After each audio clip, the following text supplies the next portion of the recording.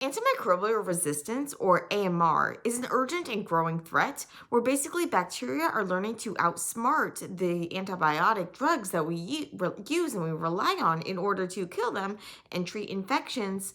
The bacteria are learning how to modify those drugs so that they don't affect them, or they're modifying themselves so that the targets of those drugs, their proteins that those drugs are binding to per se, aren't affected by them anymore, or they're pumping the drug out of cells or keeping it out of cells to begin with.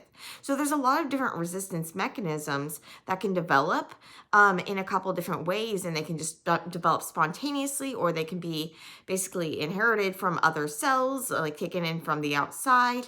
So these resistance genes and these mutations can actually spread throughout bacteria. What makes things worse is that the overuse of antibiotics is basically selecting for these bacteria with the resistance traits. So the resistance traits might not be very beneficial for the bacteria if the antibiotic isn't present, but if the antibiotic is present, well, now they have a growth advantage. They're going to be able to outcompete those other bacteria. And this is going to increase the proportion of these resistance population, making it so that bacteria are becoming increasingly resistant to not just our first line drugs, but our second line drugs, our third line drugs. And so it's an urgent crisis, and it's important to understand what's going on. And so today I want to tell you more about this crisis, about the resistance mechanisms themselves, how these antibiotics, what they're targeting. So things like cell wall synthesis, translation, transcription, various processes, basically important processes that the bacteria needs. Then how the bacteria can alter those processes or alter the drug if it gets in order to prevent the drug from having its desired effect, as well as some of the difficulties in developing new antibiotics, and why there isn't that much of an incentive on it. So this is a really important issue, and so let's dig in. So I'll get much more into detail about the various mechanisms, but you can basically think about them as being characterized in two main classes, where the bacteria are avoiding getting killed by these antibiotics, or at least having their growth slowed by either changing the antibiotics or changing the drug, or changing themselves to either avoid the drug or to learn to live with it. So avoidance strategies could be like keeping the drug out, making their membrane less permeable to that drug, less able for the drug to get in, or actively pumping the drug out if it does come in. On the other side, you could learn to live with it. You can prevent it from binding, such as by modifying the target of the antibiotic or by working around it. So maybe using another protein that does the same thing but doesn't have the um, same affinity for that drug, so the drug doesn't affect it as much. And then, yeah, again, the other way was to change the drug, so to chemically modify it, maybe break it, maybe add something to it like a methylation or acetylation, so that it doesn't bind to the cellular target. And we'll get more into these targets in a minute. So once one of these mutations occurs, though, and so this can happen just spontaneously, or the bacteria can actually take the antibiotic resistance gene in from other bacterial cells or with the help of a virus, various mechanisms like this that I'll get into in a minute. But basically, if a cell acquires a resistance, well, typically it's nothing. If there aren't antibiotics present, then it doesn't. That cells might even have a growth disadvantage because these antibiotics are typically targeting key components of bacterial machinery, like things like the cell wall or translation and replication and things that we'll talk about. So these key functions of the bacteria. And so basically the antibiotics are inhibiting those things, and that therefore the bacteria are dying or they're stopping growing.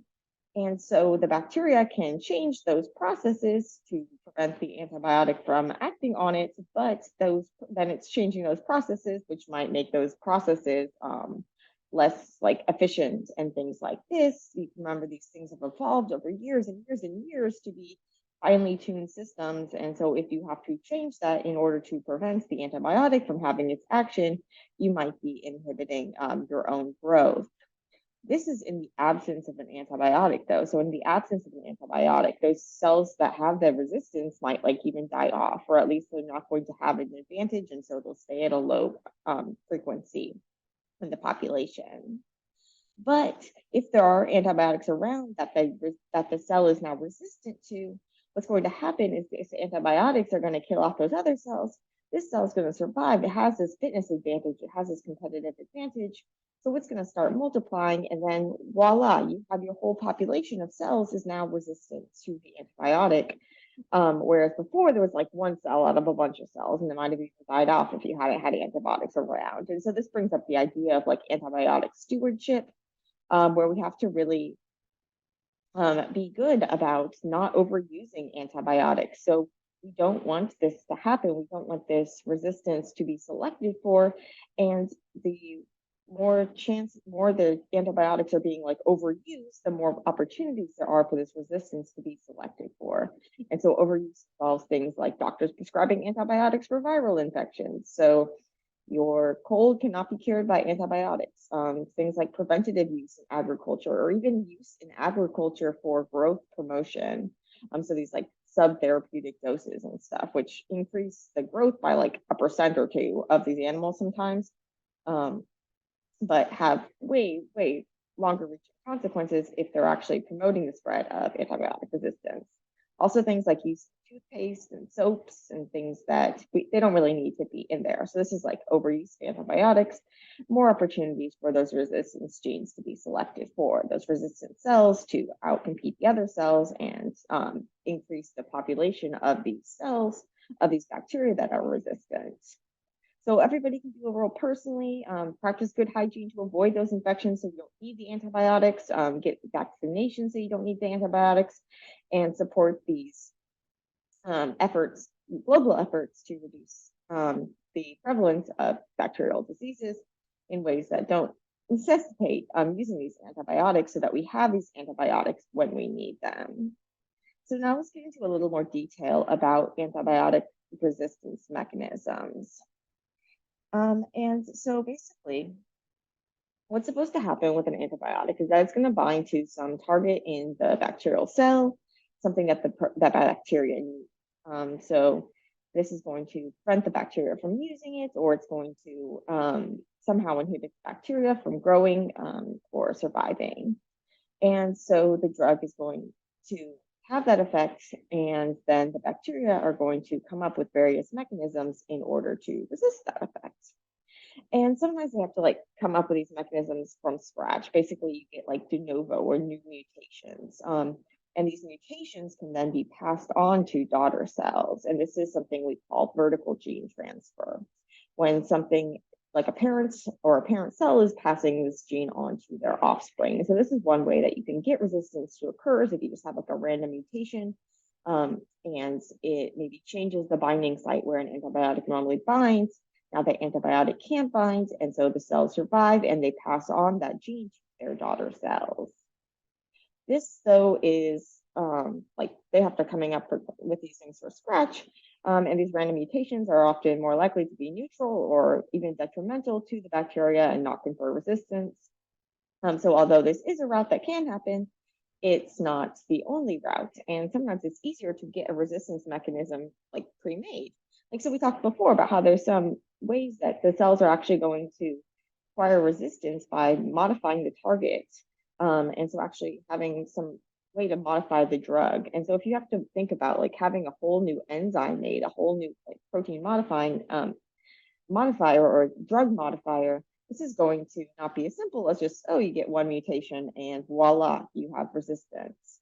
But you can get those enzymes, those resistance products, those resistance conferring proteins from like the instructions for making them pre-made from cells that have already evolved to have them.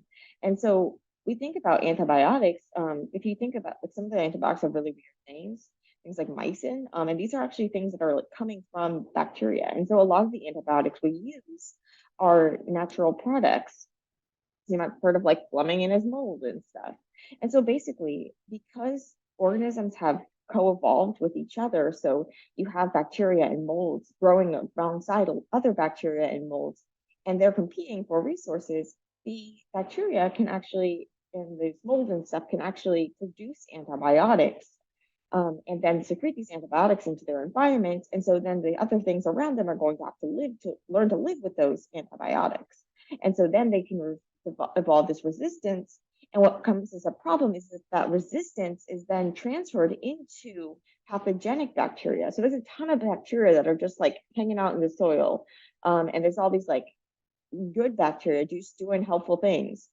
But then there are also like harmful pathogenic bacteria that can actually infect people and cause disease. And what we're really worried about is these resistance genes getting from those like natural like soil bacteria and stuff into these pathogenic bacteria, because then if they infect people and those people go to get antibiotics, well, those antibiotics might not work on that infection because they had that infection was resistant, those bacteria were resistant, and this can turn things like a little cut into a deadly disease. So this is why it's really important that we prevent this. And so basically, how would those genes get into those cells? This is when we talk about genetic information coming from a non-parent, so acquiring genetic information otherwise. We call this horizontal gene transfer. It's also called lateral gene transfer, and there are a couple different ways that it can happen. If it happens, just like bacteria have this cool thing where they call conjugation, where basically the cells connect together and they have this direct contact, and they actually share genetic information between them. And commonly what they're sharing is like a plasmid. So a plasmid is like an extra chromosomal piece of DNA or extra genomic piece of DNA or whatever. So bacteria typically have like their own one main like genome, so where it has their genetic blueprint, and then they can host plasmids, so additional DNA, often like circular form. What can happen is that in this process of conjugation, they can actually pass a copy of the plasmid to the other cell. So how it works in details, these have like these are double stranded, and then they pass one strand through, and then each of them recreates the second strand. So you're passing this plasmid. These plasmids are often R plasmids, so they're like resistance conferring plasmids. And they might even have multiple antibiotic resistance genes on this plasmid. So with this one transfer, this one just like contact from a bacteria to another bacteria, you can actually get transfer of resistance to multiple classes of antibiotics. So this can be a really big problem. I know that it's not just like every time bacteria like touch each other, it's like a more specialized process, and you have to have like certain genes in the different bacteria and stuff. But it is a way in which this genetic information can get shared. Another way is transformation.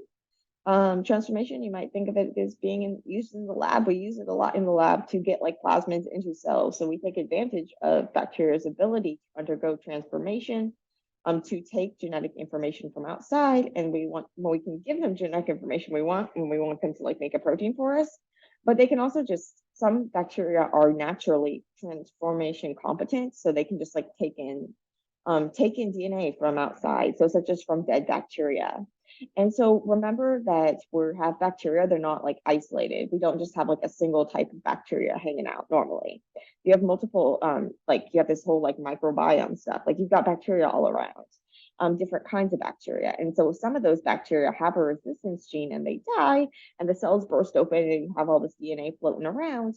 Well, if you have a cell that is competent to take that DNA in, so it's this competent cell, well, then it can actually take that resistance gene in and potentially even integrate it into its own genome. So take that DNA and then insert it into itself. And so there are various ways that DNA can be inserted, things like homologous recombination. So if there are regions that look kind of similar, they can kind of get stitched together. We also have to worry about things like transposable elements, so parts of DNA that can like go from one place to another place and kind of like pop themselves in and out of various places of DNA. So various different ways that can also be a way, even if it's not a resistance gene that's jumping around, if a gene jumps around into a product that, say, a gene for that's something that the drug binds to, well, now you have one of those like point mutation type of things, but it's not a point mutation. Well, I mean, like you have one of those spontaneous like single occurrence mutations that then provides resistance. So that wouldn't be the same thing as this, but you can also get these transposable elements if they're coming in from like outside.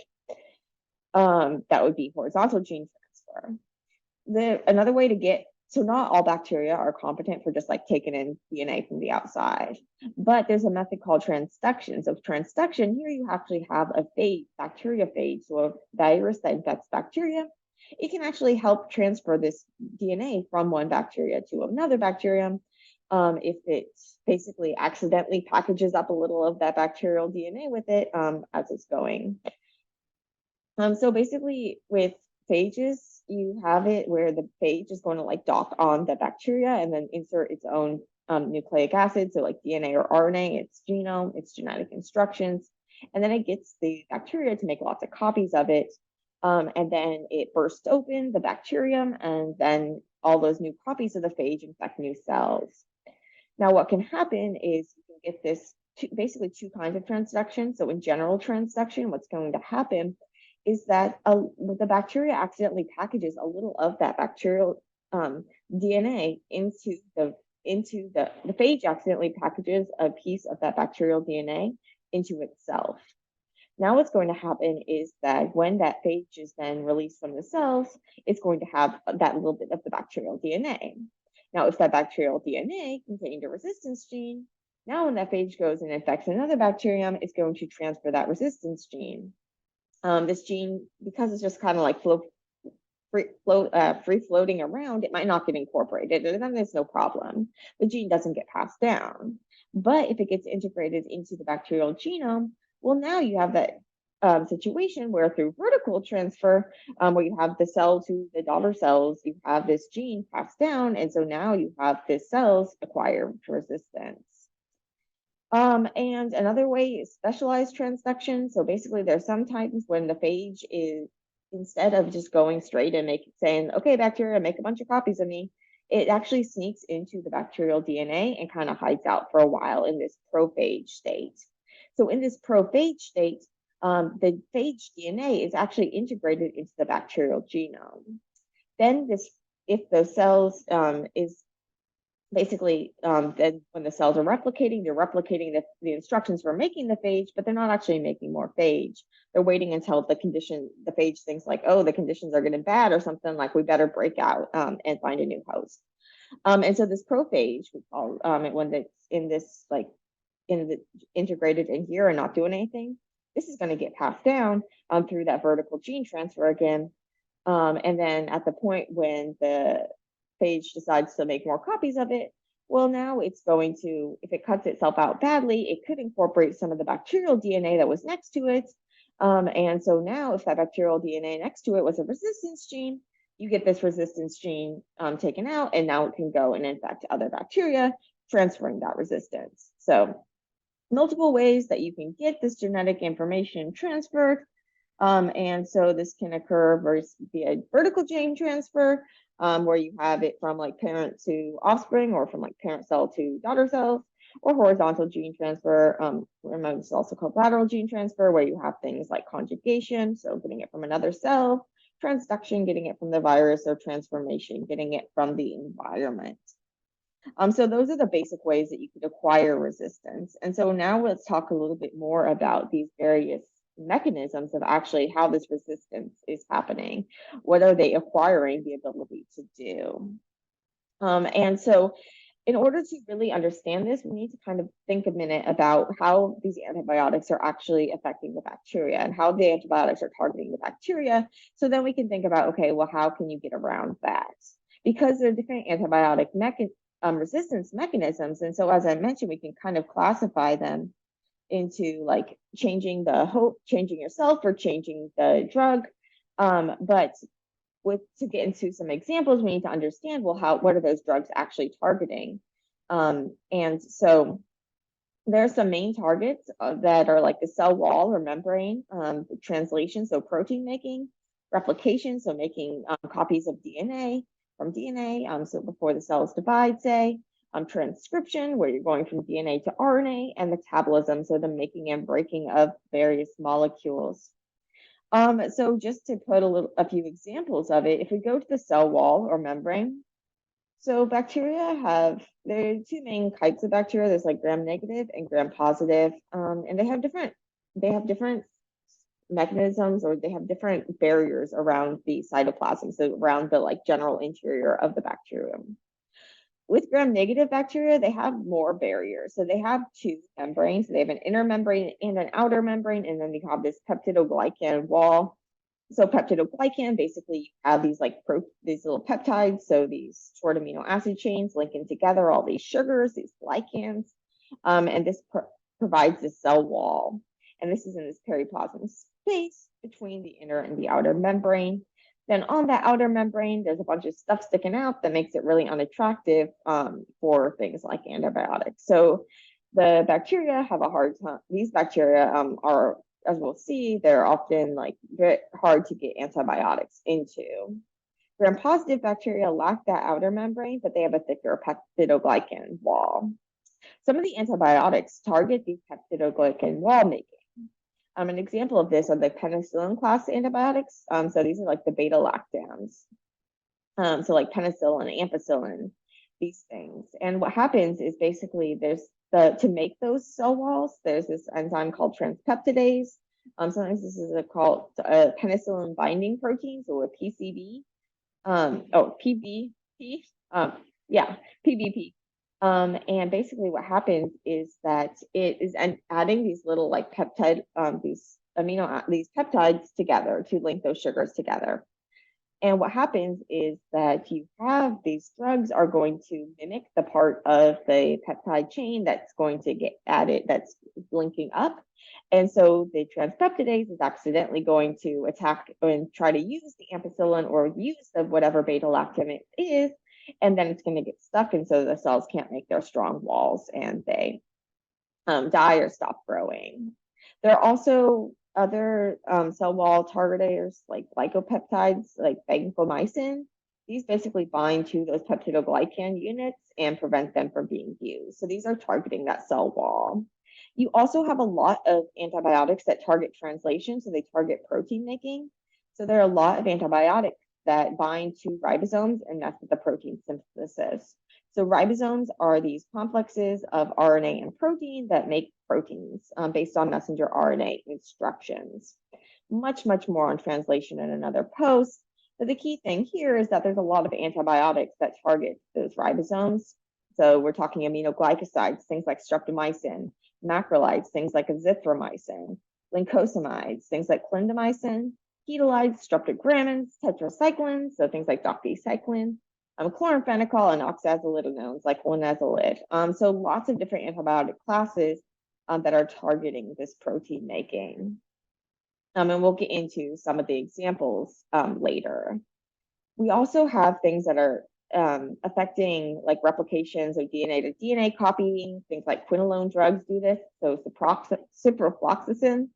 So Cipro, these are going to inhibit topoisomerase. So this basically an enzyme, so a reaction speed helper thing that actually moves along and helps kind of unwind the DNA and work out any sort of kinks and stuff as the DNA is trying to get copied.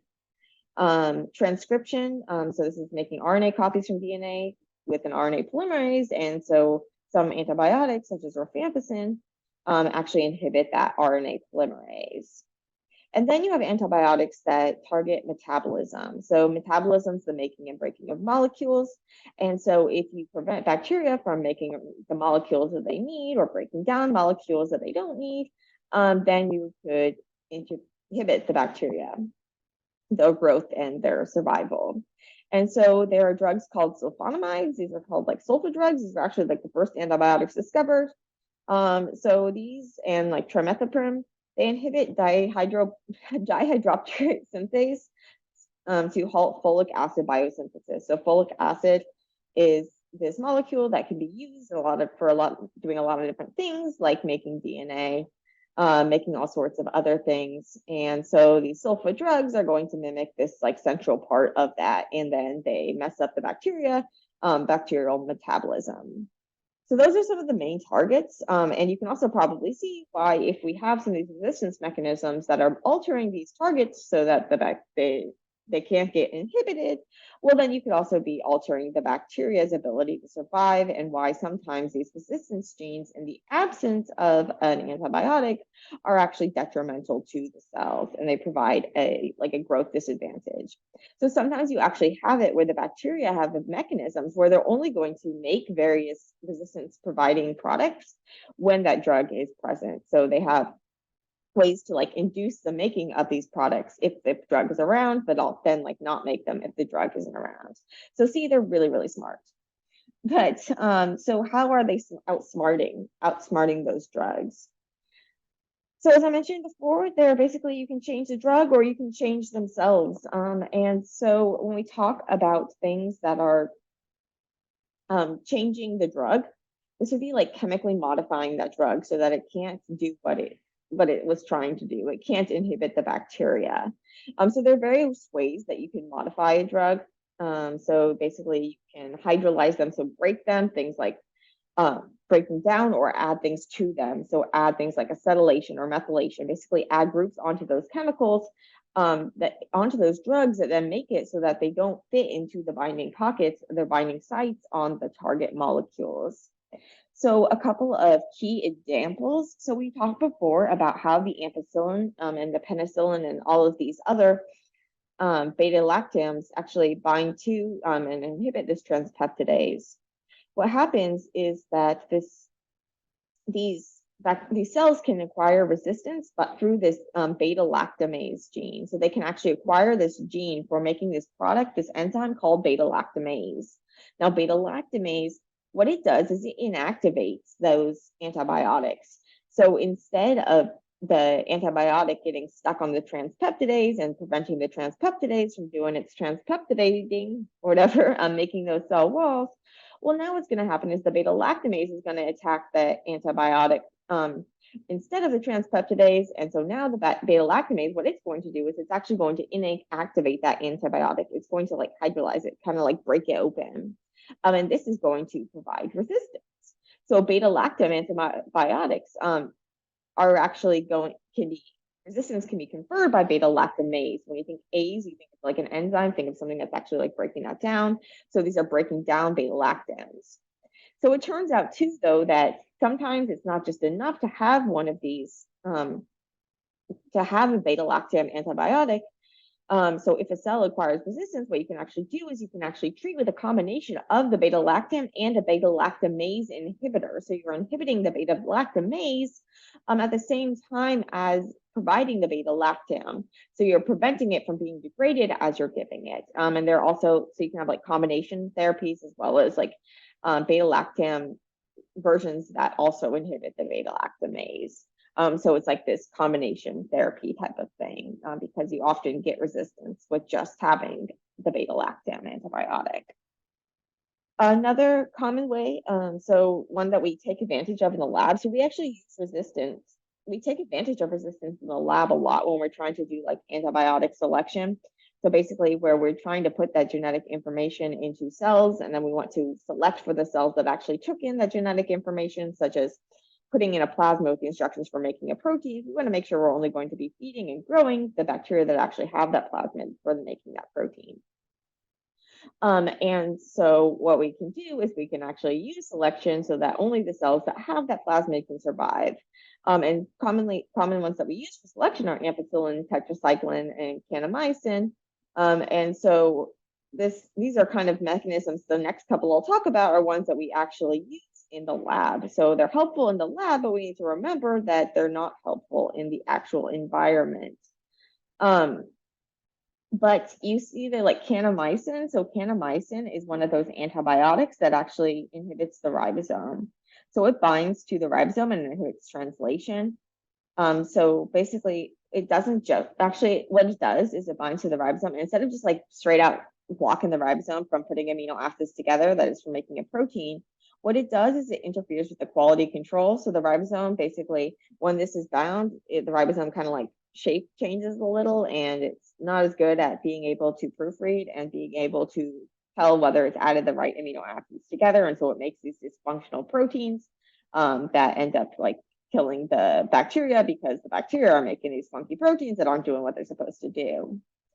And so basically what you have is you can have these resistance genes, things like CAN-R, that make an aminoglycoside phosphotransferase, which basically is an enzyme that is going to add this phosphate group. So it's going to add this bulky negatively charged group onto the antibiotic, modifying the canomycin so that it doesn't bind. So in this case, we're doing one of these things where we're basically changing the shape of the shape of the drug so that it can't bind and the bacteria survive. Another one, so chloramphenicol is another one of those antibiotics we use in the lab, and it's also, so it's not used in people, at least in the US, because of some toxicity issues. But basically, chloramphenicol, it can get inactivated by bacteria by it's basically using a chloramphenicol acetyltransferase, so like CAT, which inactivates the chloramphenicol by acetylating it, so adding an acetyl group, preventing it from binding to the ribosome, and therefore providing resistance. So those were a few examples of changing the drug, but now let's talk about the bacteria actually changing themselves. And so they can either, remember, they can basically do this by keeping the drug out, or by keeping it out or shipping it out, or by learning to live with it. So first, let's talk about like the shipping it out and the keeping it out. So as I mentioned, bacteria have these barriers to actually getting inside of them. And especially with the case of gram-negative bacteria, these barriers can be a real barrier to drug development, to antibiotic development, because it's really hard to get through those barriers. So the gram-negative bacteria have some like intrinsic resistance to a lot of the drugs that, the antibiotic drugs, even ones that can be used for gram-positive bacteria. Now, this being said, there are also ways in which the bacteria still will let things in. And so there are like porins, so they're basically like pores in these like protein surrounding like channels in the bacterial membranes that actually let things in. Now, the bacteria, what they can do is they can basically mutate those porins, mutate those pores so that they're not going to let in the antibiotics. Or they can regulate the levels of these importers. So basically, they can say, oh, there's antibiotic around. Let's make less of these ones that will let in the antibiotic, and we'll make more of these other ones, or something like that. So basically, there are ways that they can basically regulate the levels, how much of these various things that they're making, without actually having to mutate the things that they make. So there are multiple ways that you can somehow reduce the import of the drug. Now, you can also, if the drug does get in, you can kick it out. And so a really common way of resistance is basically making drug efflux pumps, or upregulating the efflux pump. So just like bacteria have ways to get things in, they also have ways to get things out. In this case, these efflux pumps are actually like an active process. So basically they're using energy in order to pump things out. And so basically you can have different exporters that can be good at exporting various different things. And sometimes what happens is these bacteria can acquire these mutations, or acquire these exporters that are going to provide resistance against a lot of different antibiotics, because these exporters aren't going to be super duper picky. And so you can have this, you require this one gene, and voila, you're resistant to multiple things. Or you acquire a mutation in the promoter for making it, so that you basically make more of those exporters and things like this. So there are various ways that you can acquire resistance through picking things out. So a common one that we take advantage of in the lab is tetracycline. And so tetracycline antibiotics, basically, they also inhibit the ribosome a slightly different way, but they can get the TET-A gene actually prevents the TET-A from building up, so the TET-A can still get in, it prevents the tetracycline from building up so they can still get in, but then it gets pumped out once it gets in, and so the cell is able to keep growing. But you can also see that this is also, if the antibiotic wasn't around, this would be really wasteful, because those efflux pumps are taking energy, remember. But in the presence of the antibiotic, well, now this is a big growth advantage. And so this gets back to our idea of not overusing antibiotics. So that was basically keeping the drug out. And now let's talk about actually just like learning to live with that drug. And so basically you could stop the drug from binding, or work around it, or keep it, if it does bind, like kick it off so it doesn't actually harm the bacteria, even though it did bind. So when we talk about stopping the drug from binding, we're typically talking about like mutating or modifying what the drug binds to, so that the drug doesn't find it attractive anymore.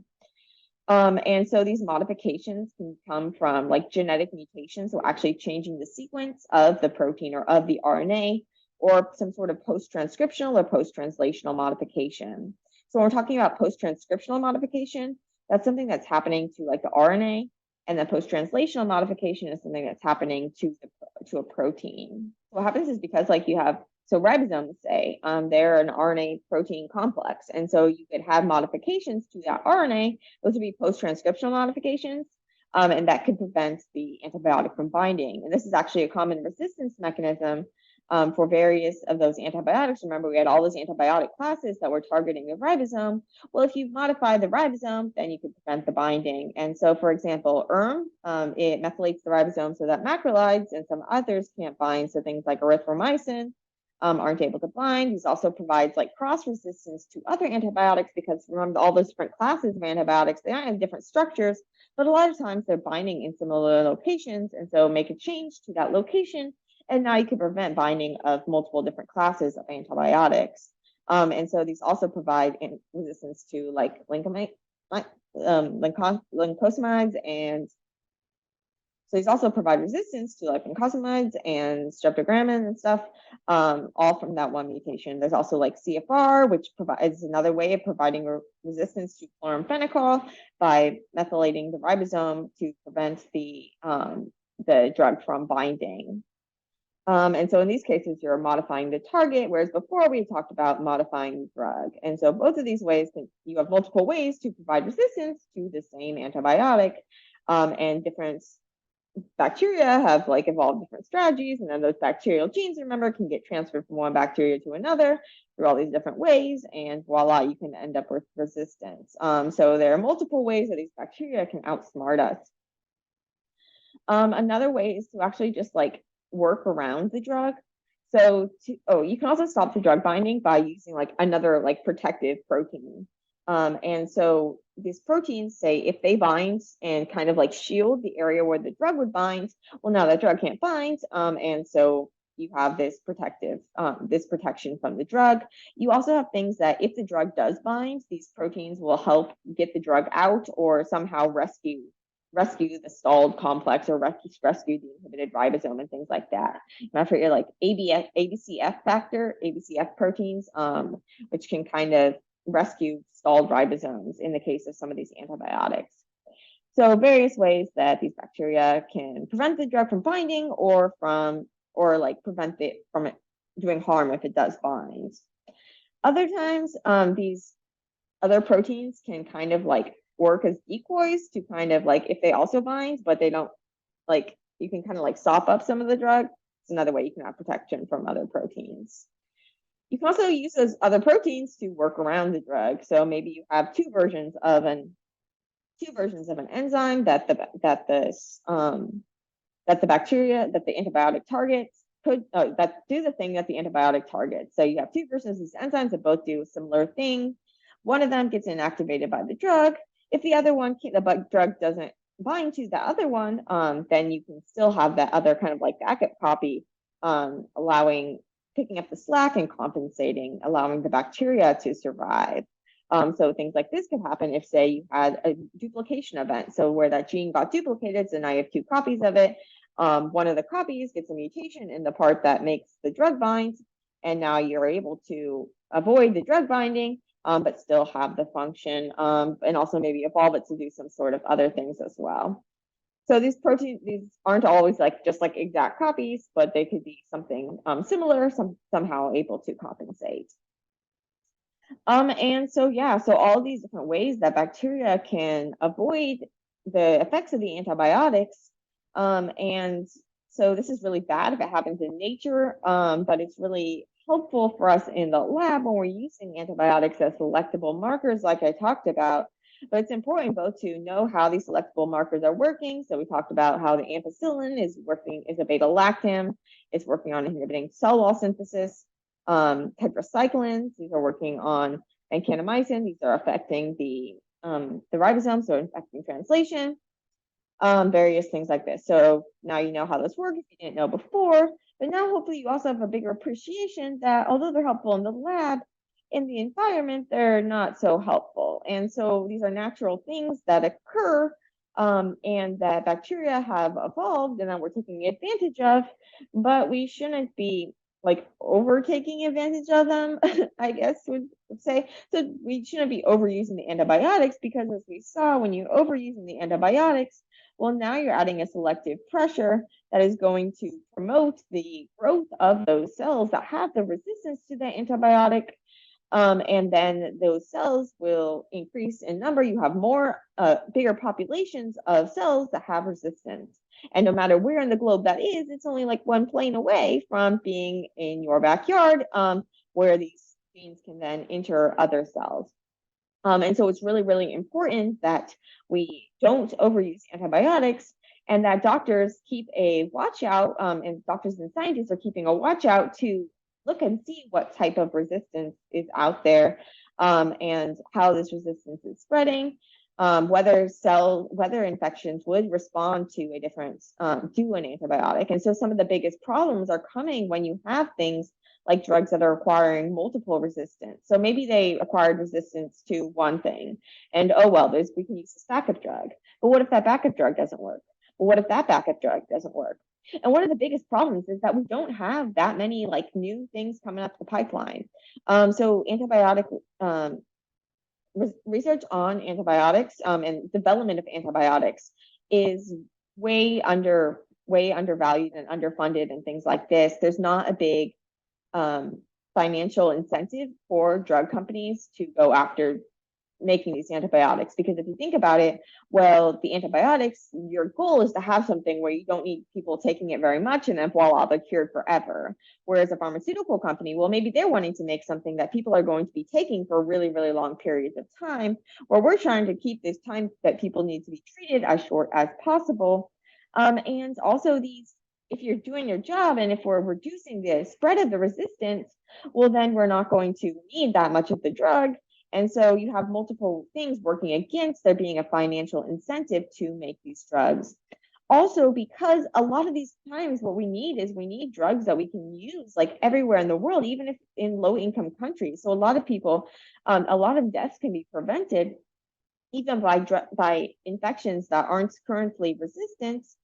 So even drug infections that are currently resistant to some drugs, we have backup drugs that we can use in like high income countries. But if you're in a low income country, you might not have access to that antibiotic.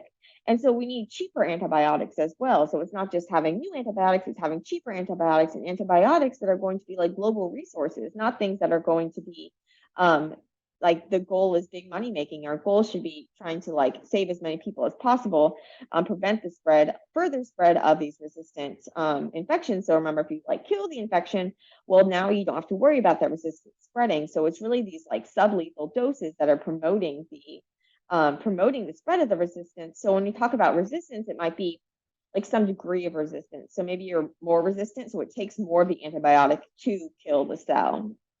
Um, and so we talk about like minimum inhibitory concentration, or the like MIC or the MIC. Basically, this is referring to how much of the antibiotic you need in order to prevent the bacteria from growing. And so the more resistant it is, the higher that is going to be, because you're going to need more of it to overcome it. But if you're above that, you can still kill the bacteria. But if you get above, so basically there are ways. So if you were to kill out that resistant cell, you wouldn't need to worry about it anymore. So if we're able to treat these resistant infections and kill them out before they have a chance to spread, well, then that would help, prevent the like the burden of this antimicrobial resistance. But if we're requiring more and more resistance, then we're going to that more, so that we have to add more and more antibiotics. Well, now this is going to be a bigger problem. And so we need to basically be able to treat these infections when they do occur, like nip them in the bud, prevent it from spreading. We also need to have cheaper options. We need to have more options so that when our backups and our backups fail, we have options to go to. And so this is just my plea to like, please, pay attention to things like antimicrobial resistance, so AMR. It is a big deal, and we need to really be preparing, and giving this the attention that it deserves and the funding that it deserves. And so I have some links to some resources that you can use to check out if you want to learn more about these various things. But you should definitely be aware of what's going on and how this happens and why it's a big deal. Oh, another big deal about making it harder to develop new antibiotics is basically because you're working in this like global consortium, you have all these different regulatory bodies. So even if you do develop antibiotics, you have to there's a bunch of coordination that's involved, and trials can be difficult because often people are having to treat with like a combination of therapies, and various things like this that make it hard to test. There's a lot of work going into trying to figure out more about the combination therapies, which combinations are best, alternative strategies, things like actually using bacteriophages, so using those bacteria infecting viruses to target bacteria, or using like some of the phage proteins to treat them, various things like this. So there are alternative methods to our traditional like antibiotics or our traditional like small compounds and things we typically think about antibiotics as being. There are like some alternatives to that are also in development. But basically we need a lot more in development. And oh yeah, another thing too is like basically a lot of the antibiotics that we have, like the new era antibiotics that we make, they're just modified versions of the ones that we already know. And so there's this big desire to develop like totally synthetic antibiotics that won't have acquired resistance already, like just like living out there in the environment, unless they're binding in the same spot as a natural antibiotic is. But if you could develop this like novel molecule that nothing had resistance to already, well, now you have a few years at least of a head start. And also just trying to kind of, yeah, so basically if you have resistance to something that is going to provide resistance to everything that binds to that one target, well, now we need to find more targets. So there's a lot of interest in developing more diverse targets of the antibiotics. Okay, yeah, so that's basically the basics, I think. And so hopefully this was helpful, and it is, yeah.